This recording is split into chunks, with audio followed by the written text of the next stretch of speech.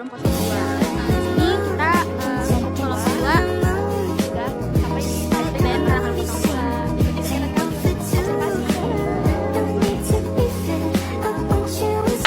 Assalamualaikum warahmatullahi wabarakatuh, Pak. Kami dari Universitas Pelita Bangsa semester 2 izin melakukan observasi di sekolah SDN Karang Harum 2 ini untuk melakukan atau memenuhi tugas UAS dari mata kuliah kurikulum pembelajaran. Kami dari kelompok 2 ingin mewawancarai Bapak terkait kurikulum yang digunakan di Karang Harum 02 ini, apakah masih menggunakan kurikulum 13 atau kurikulum Merdeka, Pak? Di SD Karang Harum 02 kami masih menggunakan dua kurikulum. Yang pertama kurikulum 2013 itu untuk kelas 3 dan kelas 6 di tahun kemarin, 3, 5, 6. Kemudian untuk kurikulum Merdeka kita baru menggunakan di kelas 1, 4. Nah itu baru 2 kelas ya. Karena kewajiban kami di sekolah di tahun pelajaran ini adalah harus sudah menggunakan kurikulum Merdeka di 2 kelas tersebut. Jadi di kelas 1 dan kelas 4. Begitu. Itu untuk kurikulum Merdeka itu gimana sih, Pak, cara penyusunannya di SDN Karang Harum 02 itu? Baik, kurikulum Merdeka di SDN Karang Harum 02 itu disusun yang pertama. Jadi sekolah itu, nah seperti sekarang ya di tahun ajaran, akhir tahun ajaran di bulan Juni-Juli, itu biasanya kami melihat rapot pendidikan dulu. Jadi sekolah itu ada yang namanya rapot pendidikan. Rapot pendidikan itu penilaian siswa dari berbagai macam aspek.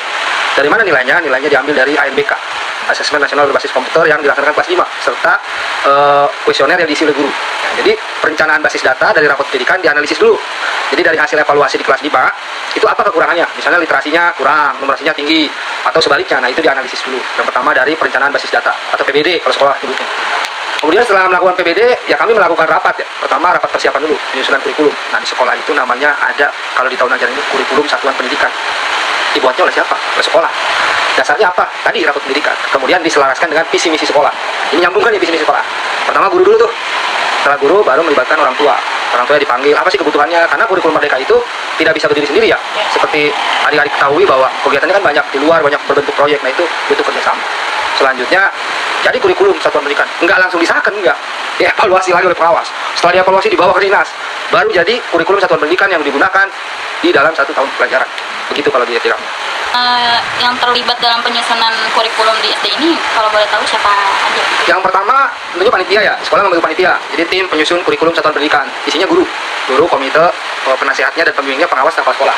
Kemudian yang melibatkan orang tua, tapi tentunya tidak semua ya. Kenapa? Karena biasanya kami di keterwakilan di sekolah itu ada komite ya. Komite itu representasi orang tua, jadi yang mewakili orang tua tuh apa sih saran-sarannya atau tujuannya, bentuk kerjasama apa, biasanya komite yang kami libatkan dalam perwakilan orang tua.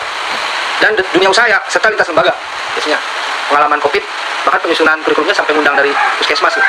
Keamanannya dari polisi itu. Jadi harus ada dia. Jadi dari kalau waktu COVID ya, kan itu dipaksa tuh kita. Dipaksa harus tinggi kan akselerasinya kan.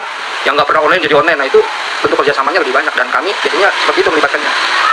Kira-kira begitu. Terus tentang menerapkan kurikulumnya itu, tahap implementasinya itu seperti apa? Oh ya, implementasinya ya. Ya. Nah yang pertama kan sebelum turun ke siswa gurunya dulu. Jadi dalam kurikulum Merdeka itu namanya IHT, in-house training. Kalau bahasa ya yang biasa kita pakai bintek lah. Jadi guru di IHT dulu namanya, in-house training. Nah kami biasanya guru-guru yang menjadi sasaran dulu di kelas, misalnya guru kelas 1 dan 4, kita IHT dulu bisa 3 hari. Dan untuk di gugus ini ya, kita jadi tuan rumah IHT-nya, karena kebetulan kepala sekolahnya kan fasilitator guru penggerak ya, tingkat provinsi, jadi beliau lebih memahami itu. Jadi kita guru tempat bertanya nggak jauh gitu. Serta bintek-bintek yang lain selain IHT, kayak workshop. Nah kan kalau guru mah IHT dan workshopnya diaktifkan di online kalau yang guru mereka. Namanya ruang GTK belajar. Nah seperti itu biasanya. Kalau misalnya ada nggak sih kayak tantangan yang dihadapi sekolah dalam menyusun kurikulum ini? Kalau penyusunan kurikulum pada dasarnya bisa dilaksanakan ya, hanya mungkin karena ini sekolahnya tidak di kota, anggaplah di desa, tingkat keterlibatan orang tuanya tidak seaktif di kota. Kenapa? Karena dengan kesibukan petani, berdagang tadi, kemudian tingkat pendidikan orang tuanya yang belum begitu memadai, biasanya waktu luangnya juga memang kurang, biasanya itu tantangannya. Jadi kadang kita sudah jelaskan, nanti nanya lagi tuh, ini apa sih sekolah kok implementasi kurikulum Merdekanya kan proyeknya, anak banyak di luar jadinya tuh, praktek ini, praktek itu. Nah itu biasanya yang jadi kendala. Sama kadang waktu guru juga sama ya, mengajar di kelas, kita butuh mengakses pengetahuan kita tentang kurikulum Merdeka juga terbatas. Jadi kadang aplikasinya error, nah kita ikut bintek 2,5, biasanya seperti itu biasanya kalau di SD ini. Kalau untuk pemantauan dan evaluasi terhadap pelaksanaan kurikulumnya itu bagaimana, Pak?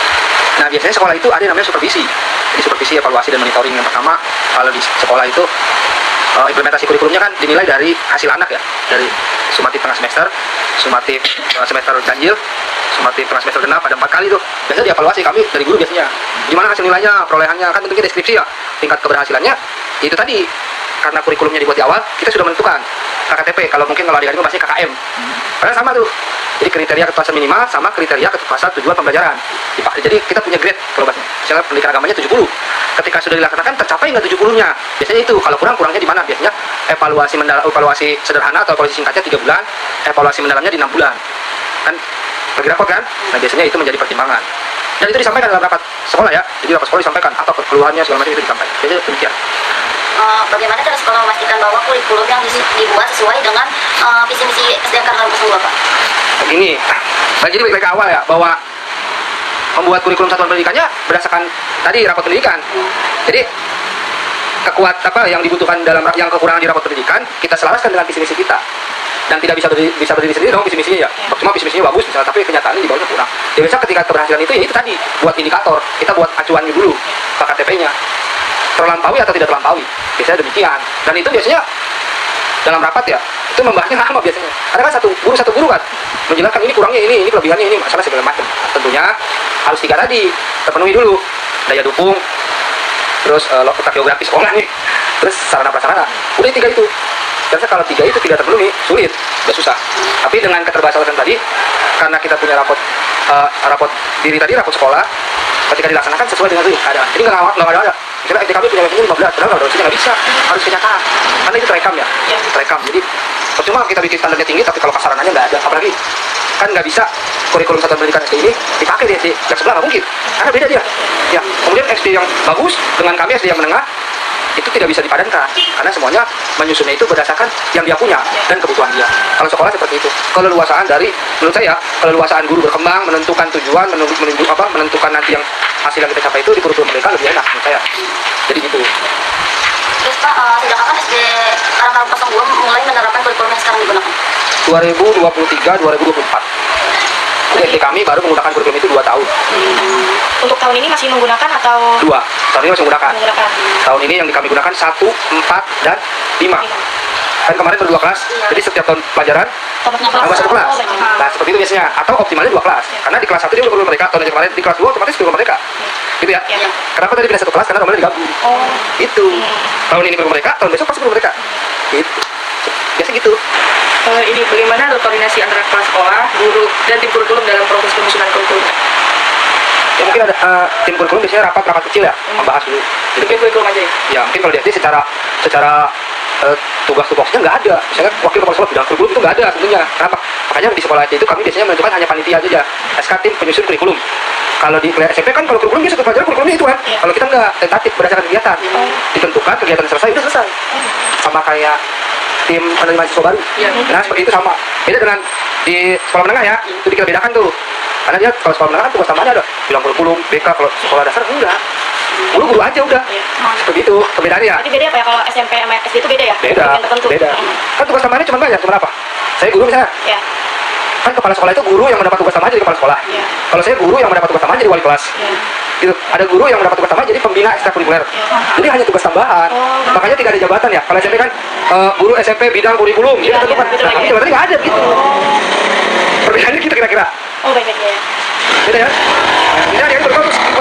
Yang gitu-gitu tuh perbedaannya. Baru tahu kan. Hanya itu tadi padu padannya nggak bakal setara. Ya beda lah. Beda. Jadi pokoknya udah dasarnya juga yang beda. Gitu. Ada lagi? Kayaknya cukup Pak, pertanyaan segitu aja. Cukup. Cuma Bapak dengan Bapak siapa ya kalau kami boleh tahu? Saya Kartawijaya. Saya mengajar di sekolah dasar ini udah dari tahun 2007. Sudah 20 tahun, hampir 19 tahun lebih mengajar di sekolah. Tugas tambahan saya operator sekolah. Kemudian tim penyusun kurikulum. Oh, bukan. Ya, saya tidak tim penyusun kurikulum karena tim penyusun kurikulum dengan operator tadi harus klop kan ya.